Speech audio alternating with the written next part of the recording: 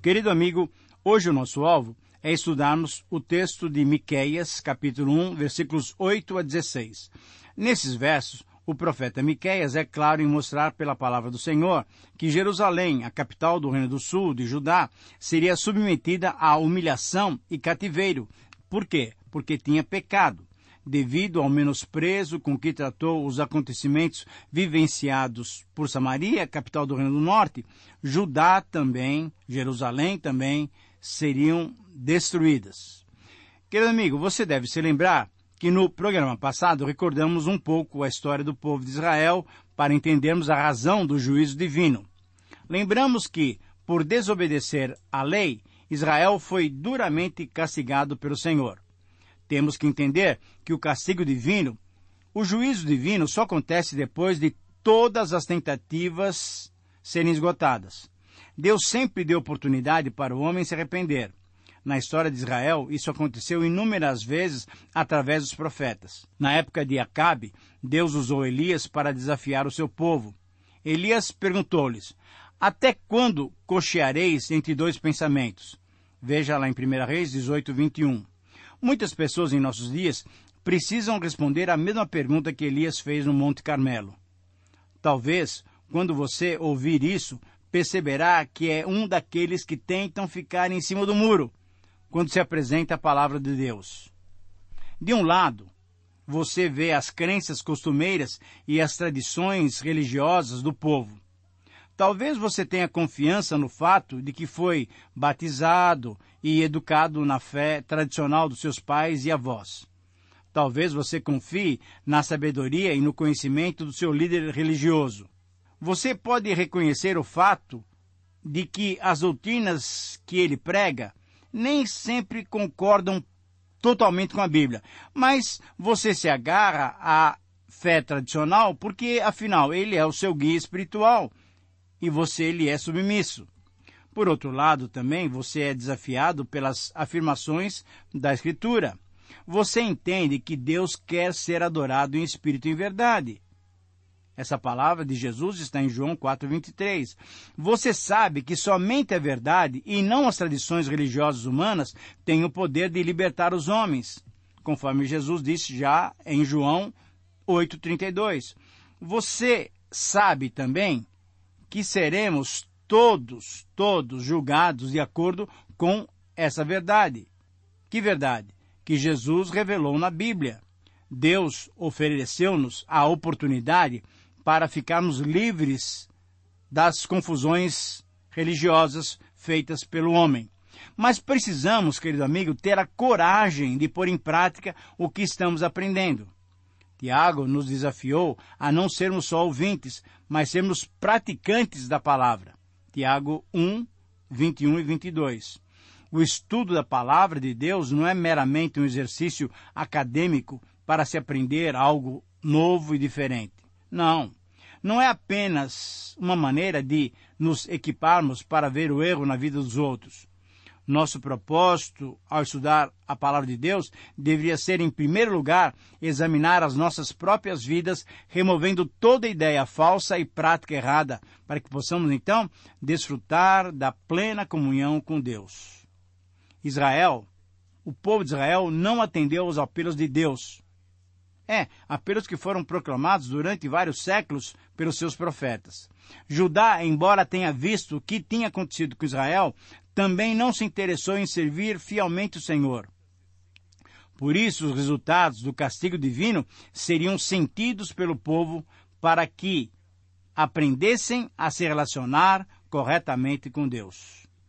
Para usufruirmos do grande privilégio da comunhão com Deus, precisamos abandonar as práticas e ensinamentos religiosos falsos, como nos advertiu Paulo. Por isso, retirai-vos do meio dele, separai-vos, diz o Senhor. Não toqueis em coisas impuras, e eu vos receberei. 2 Coríntios 6,17. Querido amigo, se não atendermos esse apelo divino, experimentaremos as consequências da ação disciplinadora de Deus. Por isso, então, vamos considerar o texto de hoje, trabalhando esse texto com o seguinte título: Os resultados do juízo divino. Eu repito, com base então em Miqueias, capítulo 1, versículos 8 a 16, os resultados do juízo divino. O estudo do contexto histórico é essencial para qualquer tipo de literatura bíblica. De modo especial, ele é importante quando nós estudamos os profetas. Os profetas não proclamaram filosofia abstrata, mas eles proclamaram, sim, uma mensagem real conforme a situação em que viviam. Para esse texto se faz necessário essa observação, pois é o texto mais longo do Antigo Testamento, onde temos uma grande porção de jogos de palavras na poesia hebraica. Aqui, Miqueias apresenta as cidades que seriam atacadas pelos assírios, que estavam chegando bem perto de Jerusalém, ataque esse que deve ter ocorrido em 701 a.C., quando o rei Senaqueribe ameaçou conquistar a capital de Judá, Jerusalém, conforme lemos em 2 Reis, capítulo 18. Principalmente nos versos 10 a 16, Miqueias se dirigiu ao povo, descrevendo o que a região rural sofreria quando Deus trouxesse o castigo sobre Judá. Pode-se inferir que esse castigo seria coletivo e ultrapassaria os israelitas e judeus culpados, pois foram incluídas, inclusive, 2 cidades estrangeiras, Gate e Bet-Leafra, na lista dessas cidades que seriam punidas. Para que tenhamos compreensão do texto bíblico, é importante listarmos as cidades, dando o respectivo significado dos seus nomes. No verso 10, Gate, cidade da notícia ou anúncio, e Bet-Leafra, casa do pó. No verso 11, é citada a cidade de Safir, cidade do ornamento ou vista esplêndida. Zaanã, cidade da partida ou saída, e Betel-Ezel, cidade vizinha. No verso 12, a cidade citada é Marote, que significa lamento amargo. No verso 13, Laquis, cidade de corridas ou de cavalos. E no verso 14, Moresete Gate, isto é, noiva de Gate, e Axibe, fonte mentirosa.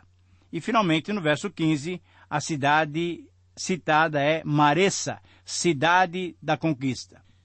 Querido amigo, o que Miqueias está dizendo é que essas cidades experimentariam o juízo divino e os seus habitantes sofreriam a pesada mão do Senhor, porém a justa mão do Senhor. Por isso, o princípio que podemos obter desse texto está nessa frase. Todos devemos estar certos de que o juízo divino traz resultados imediatos. Eu repito, com base em Miqueias 1, 8 a 16, todos devemos estar certos de que o juízo divino traz resultados imediatos. Nesse texto, então, nós vamos encontrar 5 resultados do juízo divino sobre o seu povo. O primeiro resultado do juízo divino é provocar dor ao profeta, ao seu porta-voz. Versículos 8 e 9. Por isso lamento e uivo, ando despojado e nu, faço lamentações como de chacais e pranto como de avestruzes, porque as suas feridas são incuráveis, o mal chegou até Judá, estendeu-se até a porta do meu povo, até Jerusalém. Querido amigo, antes de Miqueias proferir as sentenças condenatórias contra Judá, nesses versos, ele demonstra que ele não é apenas um porta-voz divino. Ele é alguém que vive a mensagem que transmite. Nesses versos, ele se descreve como um cativo, como um prisioneiro desprovido de tudo. Nas palavras desses versos, ele demonstra ser um pastor compassivo. Ele se refere ao povo como meu povo, usando essa expressão mais 9 vezes nesse livro. Em 1:9, 2:4, 2:8, 2:9. Em 3:3, 3:5, no capítulo 6, versículos 3 e 5, e no capítulo 7, versículo 14. Miqueias se identificou completamente com seus conterrâneos, evidenciando ser um bom ministro. Em outras palavras, Miqueias revelou o seu interior. Ele chorava e gritava de dor em sinal de tristeza. Ele andava descalço e nu. Ele gemia, uivava como um animal, como uma raposa gritou de dor. Para Miqueias, os sofrimentos do povo de Samaria não podiam ser mais curados, e a destruição logo atingiria Judá e a sua capital Jerusalém. Nela viviam seus compatriotas. Miqueias, então, provou que era um verdadeiro profeta que se conduía com o castigo divino sobre o seu povo. Será que temos líderes como Miqueias que se condoem com o sofrimento do seu povo? O segundo resultado do juízo divino é mostrar que confiança só podemos ter em Deus. Versículos 10 a 12. Não anuncieis em Gate, nem choreis, revolvei-vos no pó. Em Betel Leafra, passa, ó moradora de Safir, em vergonhosa nudez. A moradora de Zaanã não pode sair. O pranto de Bet-Ezel tira de vós o vosso refúgio. Pois a moradora de Marote suspira pelo bem, porque desceu do Senhor o mal até a porta de Jerusalém. Querido amigo, essa primeira expressão, não o anuncieis, é uma forma irônica de mostrar que o anúncio da palavra de Deus, da profecia verdadeira, é grave, deveria ser levado a sério. Tanto naqueles dias como hoje, precisamos de gente honesta que proclame a real palavra de Deus. Precisamos de pessoas cujos corações confiam em Deus, mas têm os seus pés plantados na realidade do mundo. A profecia verdadeira tem sua ênfase nos pecados individuais e sociais. A verdadeira profecia é uma palavra relevante aos valores éticos e aos valores espirituais. Miqueias era de uma cidade pequena e do interior. Quando viu os terríveis pecados do seu povo, percebeu a influência das capitais, de Samaria e de Jerusalém. Ora, se as cidades eram tão importantes no 8º século antes de Cristo, certamente elas são importantes no nosso século 21. Será que as nossas igrejas têm entendido o seu papel em meio às comunidades, em meio à sociedade onde ela está estabelecida? Miqueias menciona os locais afetados pela primeira invasão assíria que ocorreu em 701 a.C. Ele fez, então, um jogo de palavras associando a severidade da invasão com o significado do nome de cada comunidade. Nesses versos, ele menciona 6 cidades e vai relacionando o significado do nome da cidade com a sua atividade. Gate, a cidade da notícia, não deveria ser informada da derrota. Bet-Leafra, a casa do pó, deveria rolar no chão em sinal de desespero. Safir, a cidade ornamento, deveria saber que os seus habitantes iriam nus para o cativeiro.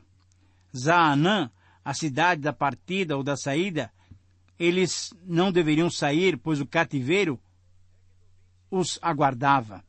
Bet-Ezel, cidade vizinha, não poderia servir de ajuda. E Marote, que significa lamento amargo, poderia lamentar-se à vontade, ansiando por socorro, mas Deus faria cair o seu castigo sobre todas essas cidades. Querido amigo, o pecado estava arruinando o destino e o caráter de cada uma dessas cidades. E em relação às nossas cidades, será que temos proclamado que só a confiança em Deus pode ajudá-las? Qual tem sido o seu papel no meio onde você está inserido? Qual tem sido o papel da sua igreja, da sua comunidade, aonde ela está inserida? Com certeza, Deus quer que proclamemos que haverá juízo divino. O terceiro resultado do juízo divino é o castigo por quem iniciou o desvio. Veja os versículos 13 e 14. Ata os corcéis ao carro, ó moradora de Laquis. Fosse o princípio do pecado para a filha de Sião, porque em ti se acharam as transgressões de Israel. Portanto, darás presente de despedida a Moresete Gate, as casas de Axibe serão para engano dos reis de Israel. Querido amigo, o verso 13 mostra que Laquis seria culpada por ter introduzido o pecado, provavelmente a idolatria, em Sião, isto é, uma referência à capital de Judá, a Jerusalém. Laquis era a cidade maior e mais conhecida. Era uma cidade fortificada e o seu nome também significava cidade difícil de ser capturada.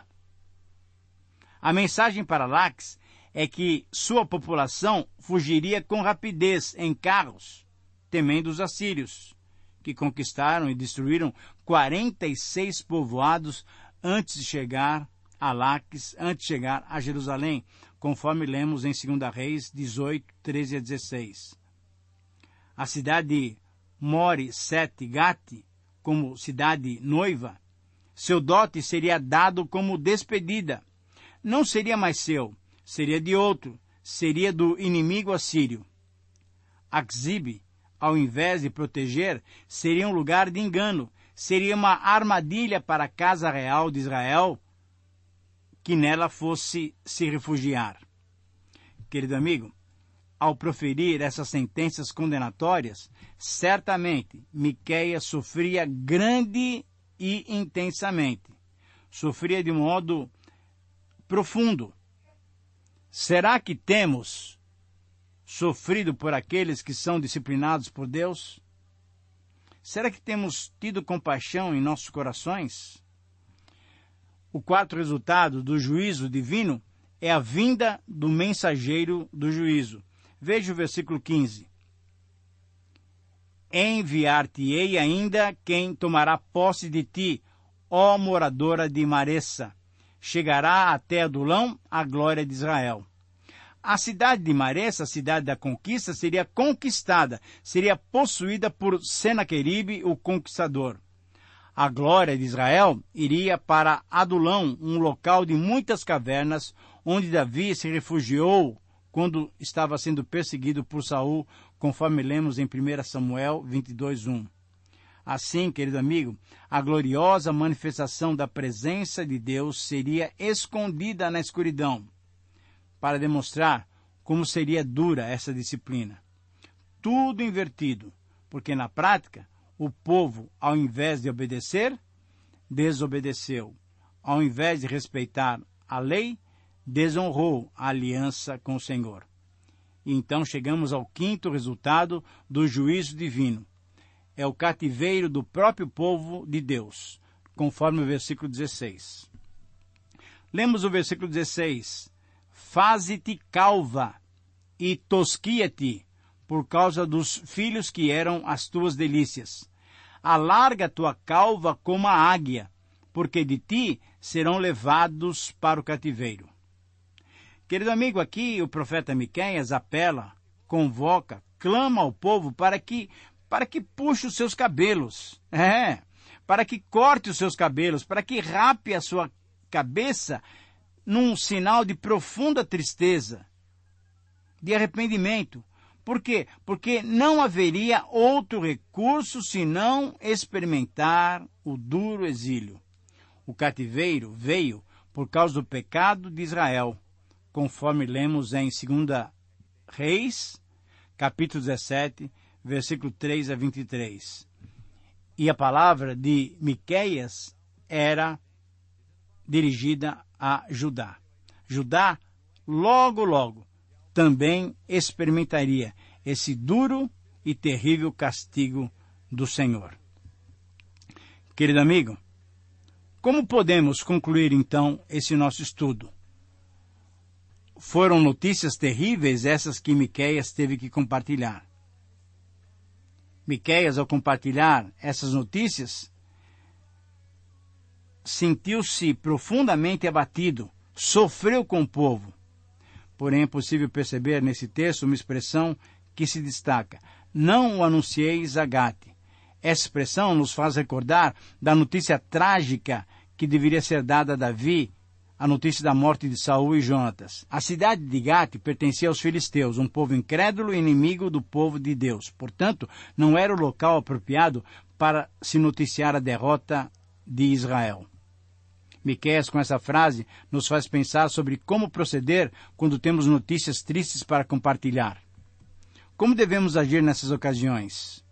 Antes de contar as más notícias, conheçamos bem os fatos. Mesmo que for uma notícia verdadeira, é bom sabermos onde e para quem vamos contar a notícia. A notícia verdadeira, sendo má, deve nos levar à reverência e ao temor. Com frequência, temos más notícias na família de Deus. Temos que fazer todo o possível para que essas notícias se tornem motivos de oração, ao invés de serem motivos de críticas, pilhérias ou acusações. Que Deus nos abençoe nesse proceder. Um grande abraço e até o próximo programa.